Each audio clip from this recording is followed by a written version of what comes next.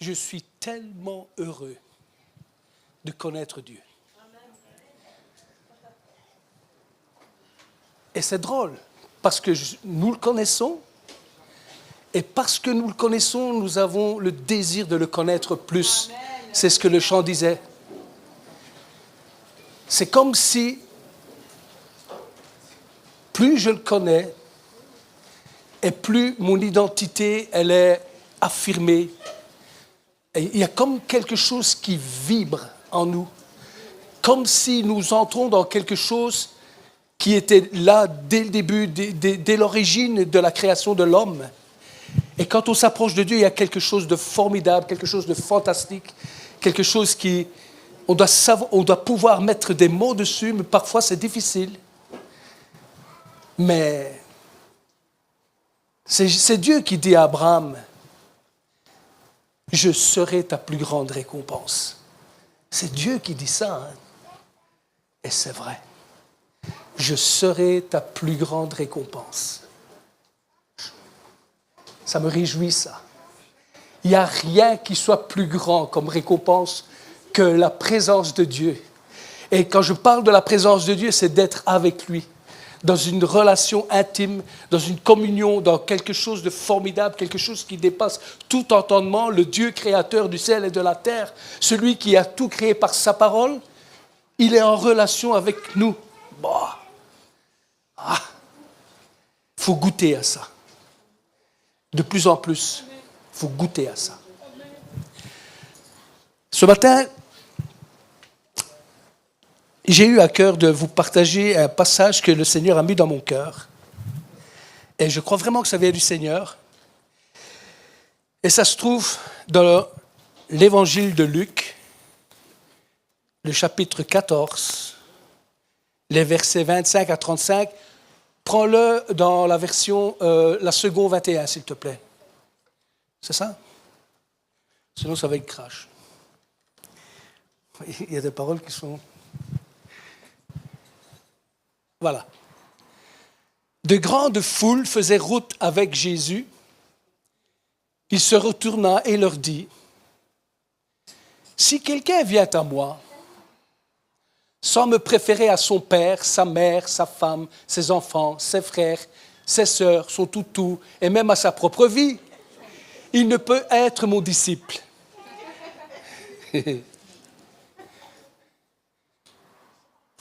Et il continue en disant, « Celui qui ne porte pas sa croix et ne me suit pas ne peut pas être mon disciple. En effet, si l'un de vous veut construire une tour, il s'assied d'abord pour calculer la dépense et voir s'il a de quoi la terminer.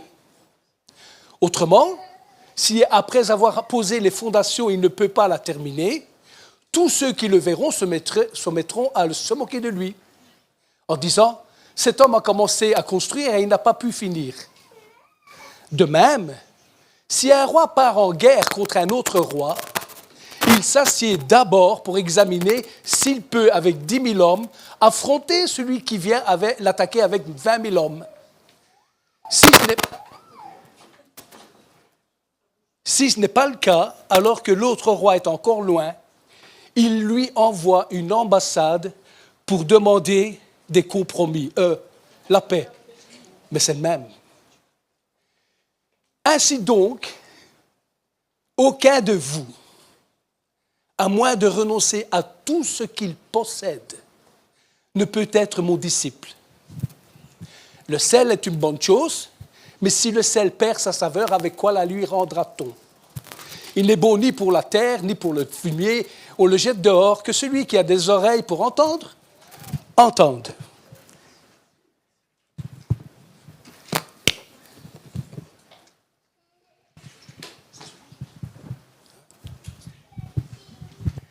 Avez-vous des oreilles pour entendre? Vous m'entendez alors?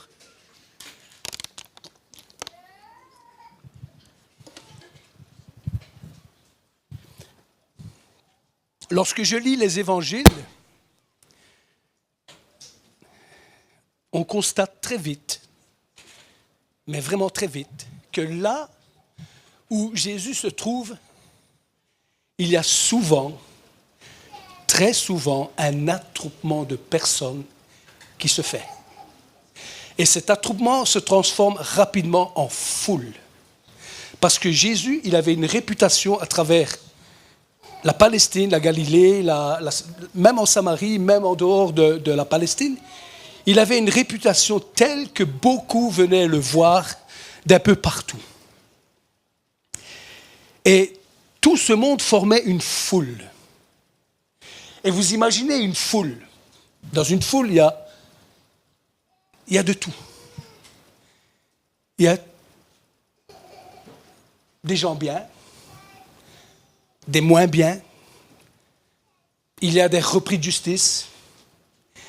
Il y a des gens qui ont des problèmes spirituels, des gens qui ont des problèmes de maladie. Et je ne dis pas ça avec un ton méprisant, pas du tout. Il y a des gens qui sont au bout du rouleau, qui n'en peuvent plus de la vie, et ils viennent écouter ce que cet homme a à dire. Ils viennent profiter de ce que cet homme a à donner, et ça attirait les foules. Parce que Jésus, il dégageait quelque chose. Et la foule, la présence de la foule, elle devient un élément central dans les évangiles. Pourquoi? Parce que la foule, elle est témoin de l'attrait que Jésus exerçait sur les personnes.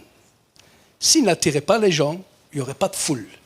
Donc la foule, elle est déjà le témoin que ce Jésus-là, il attire. Il attire. C'était quelqu'un de différent de ce qu'ils avaient l'habitude de voir, hein, les chefs de la loi, les rabbins. C'était quelqu'un qui était différent. La foule, c'est aussi le cadre dans lequel Jésus a opéré la plupart de ses miracles. Par exemple, je pense à la multiplication des pains par 2 fois. Je pense également à la veuve de Naïm. Vous connaissez l'histoire, elle allait enterrer son fils en dehors de la ville, et il y avait une foule qui la suivait pour enterrer son fils, et il y avait une autre foule qui arrivait avec en tête Jésus, et quand les 2 foules se sont rencontrées, Jésus a opéré une résurrection, un miracle. La foule est témoin de ça. La foule, elle est aussi le témoin de nombreuses délivrances, guérisons. Mais parmi la foule, il y a des personnes qui ont bénéficié de ça. Donc, tous ceux qui étaient guéris, tous ceux qui étaient délivrés, s'ajoutaient à la foule et étaient présents dans la foule. Et donc, la foule ne cessait de grandir. La foule, elle était aussi témoin de l'opposition qu'il y avait entre Jésus et tous ces chefs religieux. Et elle pouvait témoigner que ce Jésus est différent de la religion. C'est quelqu'un qui est à part, différent, quelqu'un qui est bon. La foule est aussi témoin que Jésus est quelqu'un qui est miséricordieux. Et je pense à cette scène terrible, à cette femme qui a été prise en flagrant délit d'adultère. Et les chefs religieux, ils l'ont traînée jusqu'au milieu du peuple, la foule, pour tenter le Seigneur et pour qu'on puisse la condamner. Mais Jésus n'est pas venu pour condamner. Jésus est venu pour sauver. Et donc là, la foule, elle est témoin que cet homme-là, c'est vraiment quelqu'un qui est différent. C'est quelqu'un qui est merveilleusement bon. C'est quelqu'un qui vaut vraiment la peine qu'on le suive. C'est qui vaut la peine qu'on le connaisse et qui vaut la peine qu'on l'écoute. Ça, c'est important.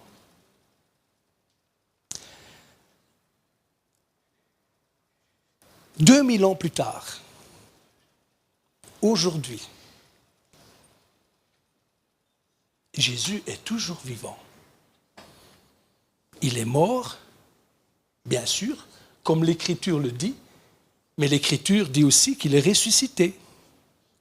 Et donc, il vit aujourd'hui, bien sûr, Il n'est pas présent avec son corps sur la terre, mais il vit. Et le Saint-Esprit est là. L'Esprit de Dieu est là, qui témoigne qu'il est vivant. La foule aussi est là, parce qu'il est vivant. Partout où Jésus se trouve, il y a la foule. Campagne d'évangélisation, il y a la foule. Il se passe des choses, tout ce dont je vous ai énuméré, là, les miracles, les guérisons, ça se produit là-bas. Il y a la foule. Les concerts de louanges, d'adoration. Il y a la présence de Dieu, j'espère. Il y a la présence de Dieu. Il y a la foule. Il y a la foule. Dans nos églises, il y a la foule. Alors, quelle grandeur faut-il donner à la foule? Il y a des grandes foules, il y a des moyennes foules, il y a des petites foules. Mais aujourd'hui, dans ce lieu, il y a la foule. Mais pourquoi il y a la foule? Parce que la présence de Dieu y est. Et c'est uniquement pour ça qu'il y a la foule dans les églises. Parce que Dieu manifeste sa présence dans l'église. La foule est un élément central.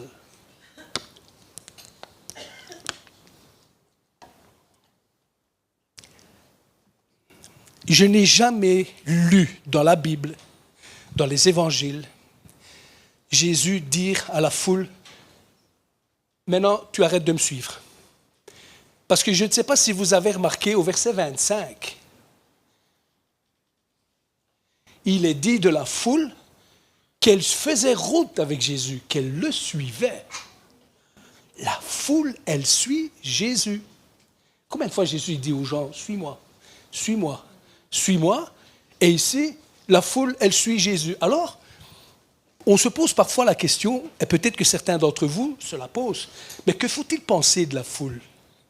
Est-ce que c'est quelque chose de bien? Est-ce que c'est quelque chose de mal? J'ai réfléchi à ça et j'ai trouvé une réponse. Parfois c'est bien, parfois c'est mal. Mais moi je suis content quand les gens viennent là où la présence de Dieu est. On ne peut pas reprocher à quelqu'un d'être là s'il ressent qu'il y a quelque chose de Dieu. Et Jésus n'a jamais reproché à la foule de ne pas le suivre. Mais il fait quelque chose d'autre, en revanche. Parce qu'il arrive à un moment donné où Jésus va se retourner, comme dans le texte, et il s'adresse à la foule et il dit quelque chose qui à mon sens, est rempli d'amour. C'est comme s'il voulait que tu ailles plus loin que ça. Ne te contente pas d'être dans la foule. Il dit ça à la foule. Et voici ce qu'il dit. Verset 26. La foule. Il y a toutes sortes de gens. Je vous l'ai dit. C'est pareil aujourd'hui, hein, des bons, des moins bons, des gens qui sont des repris de justice, enfin de tout. Il y a de tout. Et Jésus, il lance une invitation, parce que c'est bien ça. Il lance une invitation à la foule. Il la lance à la foule, mais il la lance d'une manière personnelle. Si quelqu'un, autrement dit, il nous pointe du doigt. Un doigt bienveillant, hein, pas un doigt bienveillant. Si quelqu'un vient à moi, ben, on est en train de te suivre. Non, non, non, ce n'est pas la même chose. Le suivre dans une foule et venir à lui personnellement, c'est différent. Et ça, c'est une invitation. Et l'invitation, c'est pour être des disciples. Ah, plusieurs fois, le mot disciple du verset 25 au 35 a été cité. C'est ce qu'il faut retenir. C'est l'invitation qu'il lance. Veux-tu être mon disciple? C'est le titre de mon message. Veux-tu être mon disciple? Et cette invitation, Dieu la lance à quiconque se trouve dans la foule. Quiconque. Il dit, toi, non, parce que tu as repris de justice. Il ne dit pas ça. Toi, non, parce que tu es un drôle de bonhomme, hein, toi. Il ne dit pas ça. Quiconque, c'est n'importe qui.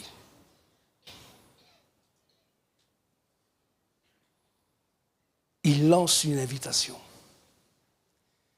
La première chose qu'il dit, c'est « Viens à moi ». Parce que la foule le suivait. Jésus sait très bien qu'il le suivait pour sa main. Mais il n'y a rien à reprocher, là, vous savez. Jésus ne reproche pas ça. C'est normal qu'on... Écoutez, si Dieu fait des miracles, c'est quand même pour qu'on en profite. Amen. Non?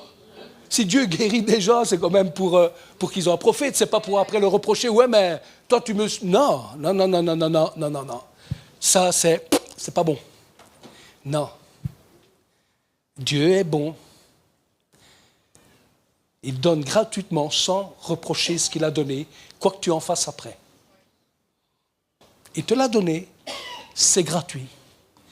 Et moi, je vois ça d'un bon œil, moi. La foule qui suit Jésus, ben parce qu'il a fait du bien, ben oui, alors quoi? Moi, j'ai fait partie de la foule, ben oui, je l'ai suivi parce que j'ai entendu des choses de bien de lui. Et alors, qui va me reprocher quelque chose? Non. Mais il arrive un moment où il lance une invitation. Tu ne peux pas continuer à me suivre dans la foule. Non. J'ai quelque chose de meilleur pour toi. Et c'est vrai. Il veut nous faire entrer dans un discipolat. C'est comme ça qu'on dit? Discipolat? Oui.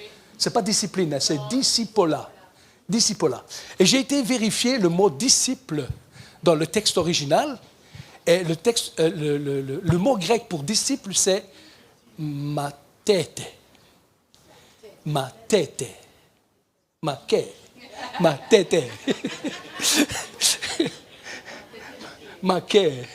Matete. Et vous savez qu'est-ce que ça veut dire, matete? Matete, ça veut dire élève. Bien, c'est bien ça. On voit que il fait le conseil de Dieu, lui.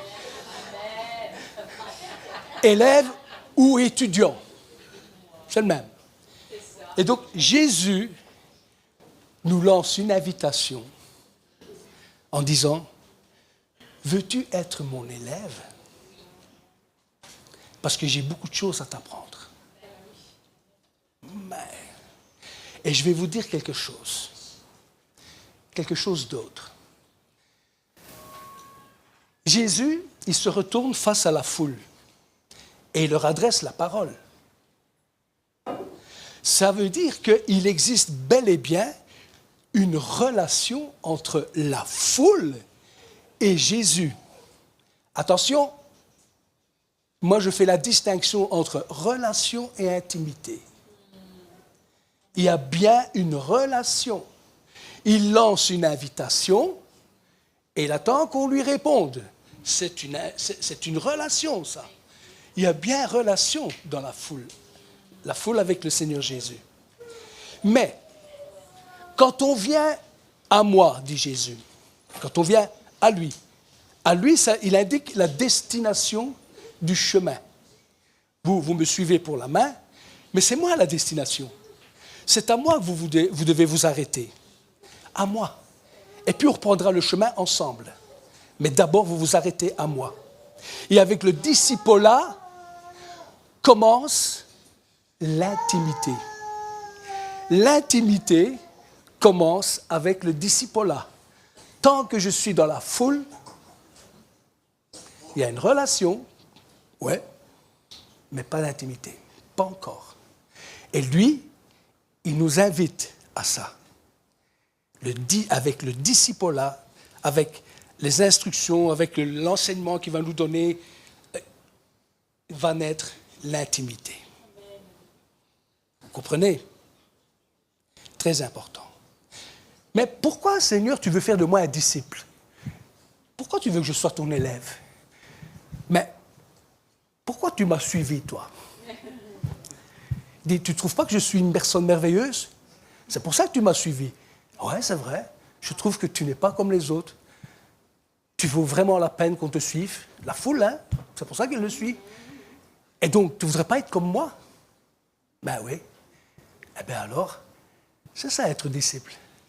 C'est être comme lui. En vue de faire les mêmes choses que lui a faites, mais chacun pour sa part. Comprenez? Chacun pour sa part. Tout ce qu'a fait Jésus, c'est pas que quelqu'un va faire tout. Non. Chacun pour sa part. Et Jésus veut nous faire rentrer là-dedans. Il veut faire de nous des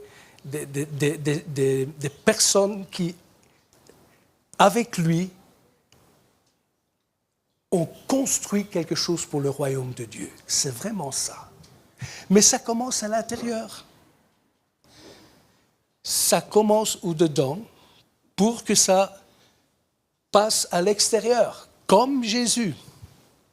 Et je vais vous dire encore quelque chose qui est très important. Il ne faut pas penser que le discipolat s'arrête. C'est pas vrai. Ça ne s'arrêtera jamais.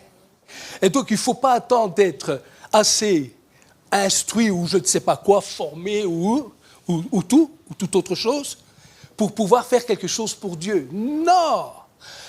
Avec le discipolat, donc ça commence à l'intérieur et Dieu va te donner en même temps des choses à faire à l'extérieur. Ça va de pair. En tout cas, avec moi, c'est ce qu'il a fait. Et quand j'observe bien, c'est ce qu'il fait avec tout le monde. On apprend vite. C'est les travaux pratiques aussi. Et il dit, mais pourquoi je n'ai pas su faire? Ça va tort, t'es un orgueil, hein, toi. Il faudrait que je travaille là. Vous comprenez? Vous voyez? Il lance une invitation à la foule pour voir son veut bien-être son disciple. Jésus ne s'impose pas. Il invite. Et il attend de nous une réponse. Mais il lance l'invitation. Ah. Quel leader charismatique. Il ne s'impose pas. Ça me dépasse. Quand je vois des leaders, souvent l'homme s'impose. Mais lui, non. Il invite. Et puis, comme Jésus est quelqu'un de transparent,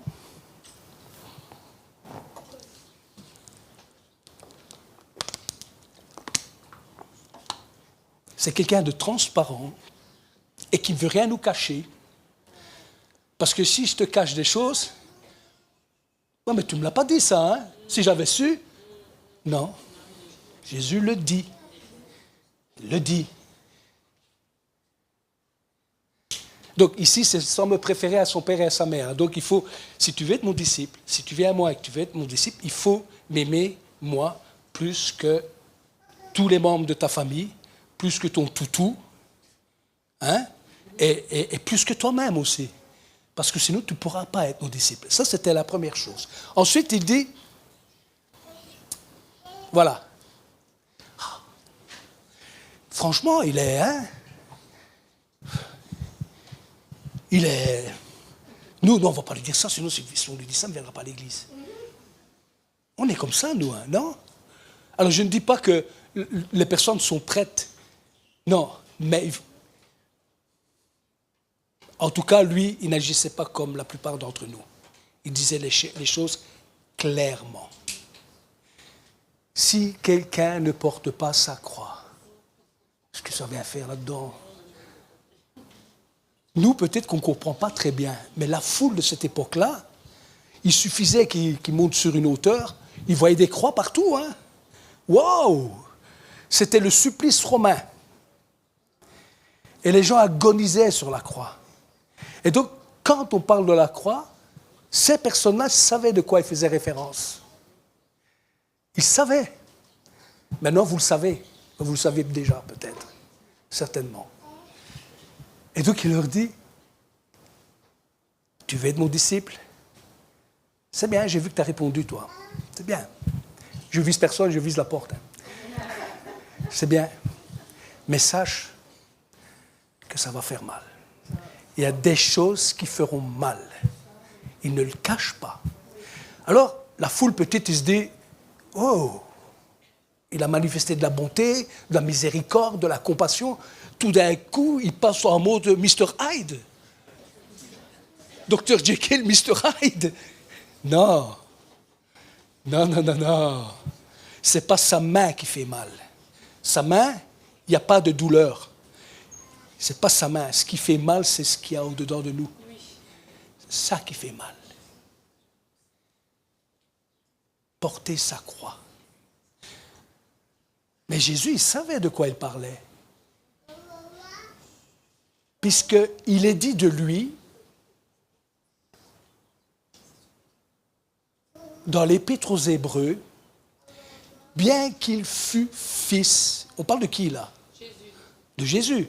Bien qu'il fût fils, il a appris l'obéissance par les choses qu'il a souffertes. Et que peut-être, bon, nous, directement, on pense au péché, il y a plein de bazar, mais il n'y a pas que ça. Par exemple, Jésus est sans péché. Donc, quand on dit ça de Jésus, ce n'est pas par rapport à un péché. Désolé. Jésus n'a jamais péché. Enfin, je ne suis pas désolé. Il n'a jamais péché. Mais quand même, on nous dit ça de lui.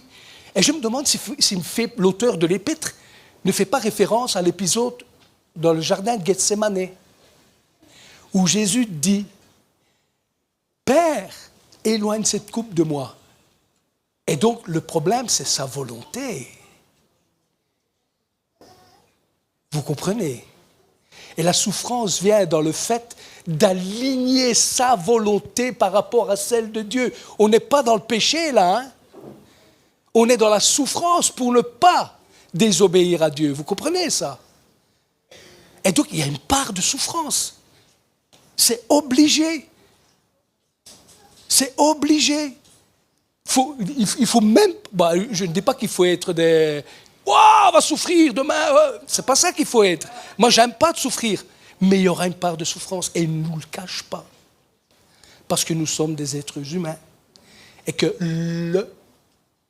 nous avons une propre volonté. J'allais dire le péché habite en nous. Oui, c'est vrai pour nous, mais pas pour Jésus. Mais que nous avons notre propre volonté. Et que Dieu va respecter notre volonté. Et là, parfois, dans le discipolat, on doit aligner notre volonté en phase avec la sienne. Eh oui, Jésus est passé par là. Et donc, il est clair. Il faut que tu me préfères à ton père, ta mère, à toi-même. Il faut que tu prennes ta part de souffrance et que tu me suives avec ta part de souffrance.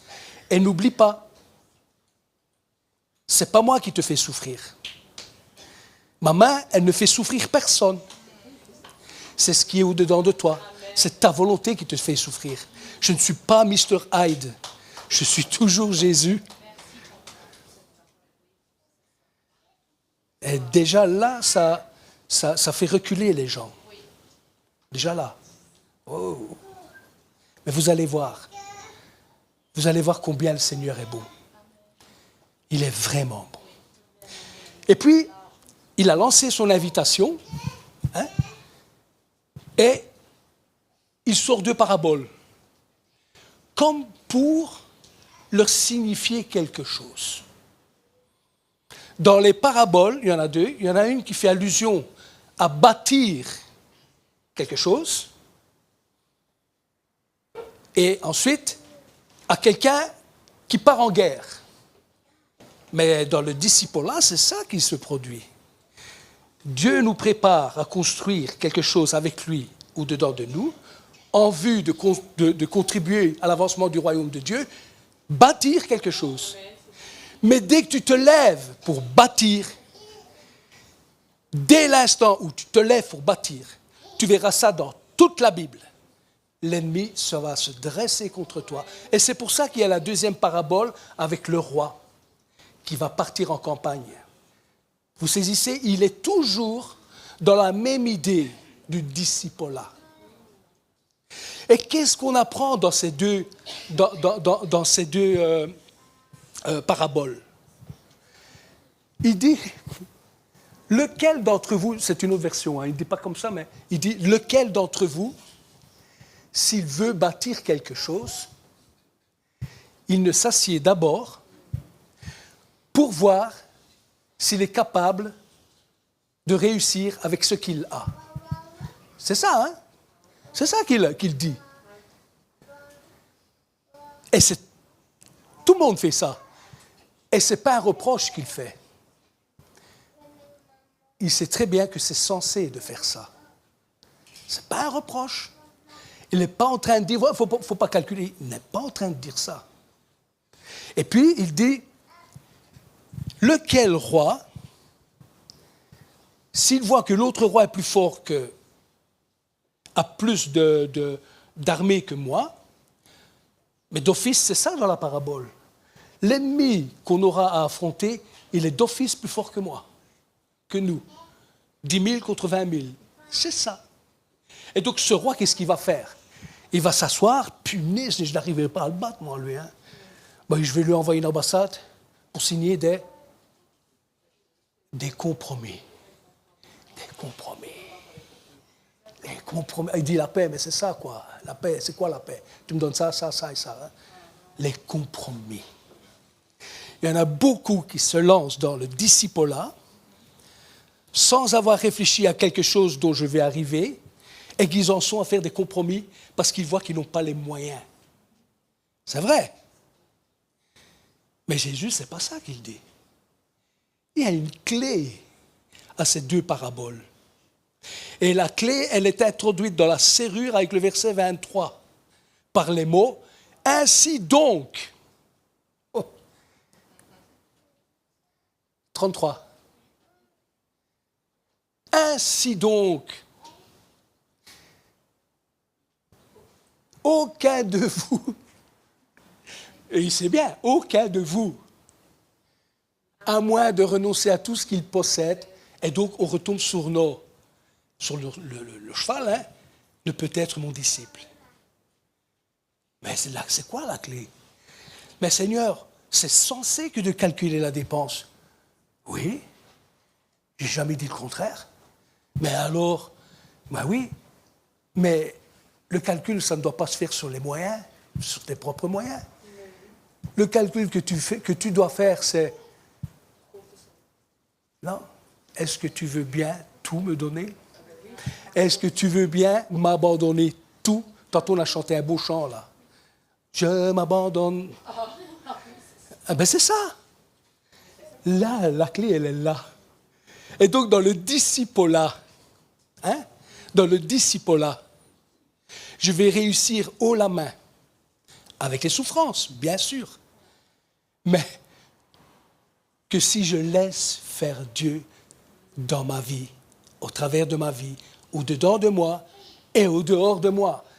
Parce que ce qui est spirituel, le royaume de Dieu, ne peut se faire qu'avec les choses spirituelles. Ce n'est pas les choses charnelles qui vont faire avancer le royaume de Dieu. Niet. Tu peux rêver. Ce n'est qu'avec les choses spirituelles. Abandonne-toi à moi. Tu n'as pas les moyens. Tu le sais bien, tu as fait le calcul, mais tu t'es trompé de calcul. Ce n'était pas ce calcul-là que je te demandais.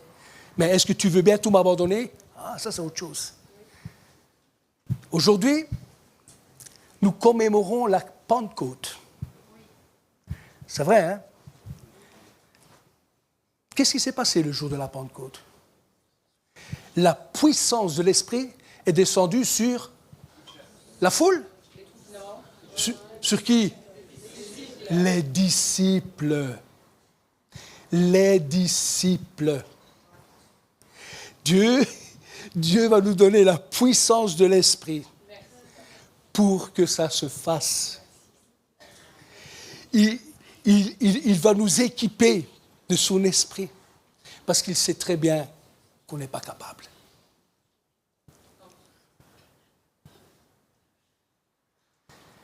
Et je vais te dire encore quelque chose qui, je ne sais pas comment vous allez le prendre.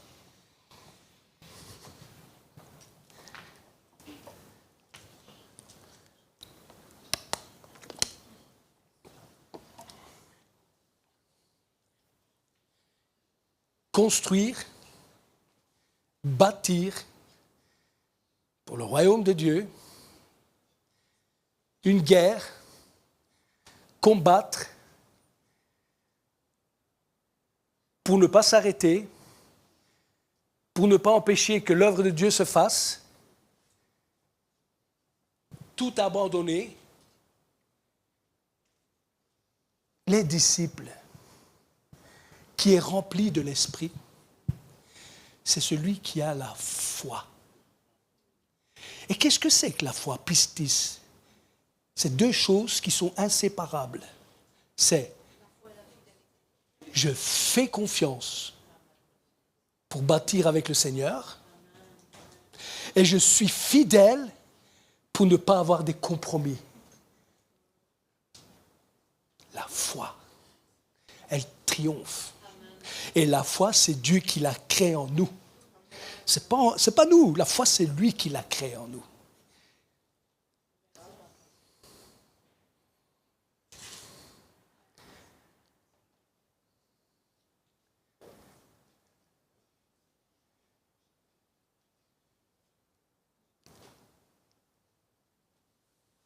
Alors, moi, je ne suis pas quelqu'un qui voit tout noir, tout gris, tout noir, tout blanc. Je suis quelqu'un qui voit aussi des trucs gris. Ça veut dire que tu t'es engagé pour être un disciple, mais tu constates que ça ne marche pas. Oui, mais peut-être parce que tu n'as pas tout abandonné au Seigneur. La clé, pas par tes propres forces, pas par tes forces, par mes forces à moi, dit le Seigneur. Fais-moi confiance. Aie la foi en moi. Et on va construire l'œuvre ensemble et tu n'auras pas de compromis. Tu seras fidèle. Mais toi, viens à moi, dit Jésus, parce que c'est le début du discipolat. Je ne peux pas être un disciple si je ne viens pas à Jésus. Ça, c'est de la science-fiction.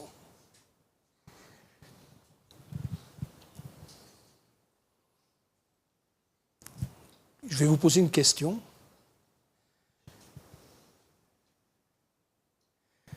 Rhétorique. C'est comme ça qu'on dit. Une question rhétorique. Donc, je n'attends pas de vous une réponse. La réponse, vous la donnez dans votre cœur, mais je la connais. Je connais la réponse. Parce qu'on n'est pas différents. Hein, donc, moi, je me mets dedans, hein, je vous rassure. Hein. Écoutez bien. Dites-moi. Est-ce trop cher payé que de donner sa vie, que de tout donner, le contrôle, tout, à la personne qui a payé le prix de sa vie pour que je lui appartienne? Est-ce que c'est trop cher payé, ça? Ben non. Ben, bien sûr que non. Moi, une personne ainsi, je saute les bras. Je monte sur le mont Everest et je saute dans ses bras, je sais qu'il va me rattraper. Dans mon imagination. Dans mon imagination, mais en réalité, le Seigneur va m'arrêter. Salvatore, là, t'es présomptueux. Attention à toi, vous comprenez, hein? Allez, c'est pas trop cher payé. Il n'y a pas de raison à ce que vous ratiez le coche d'être comme Jésus pour faire les choses comme lui a fait. C'est ce que Dieu veut. Il lance une invitation. Et je ne vais pas faire un appel, mais ce que j'ai envie de faire, c'est de reprendre le chant « Je m'abandonne ». Et on va le chanter avec le cœur. Si vous avez la bouche dans le cœur, c'est parfait. Et si vous êtes d'accord, si vous répondez par la positive au Seigneur, si vous êtes déjà un disciple, mais que vous constatez que, en fait, j'ai des compromis dans ma vie, mais c'est parce que je n'ai pas tout abandonné entre ses mains, eh bien, rien n'est perdu. C'est toujours bon, c'est toujours le moment. Et si tu constates que tu dois faire un pas de plus pour être un disciple, eh bien, c'est bien.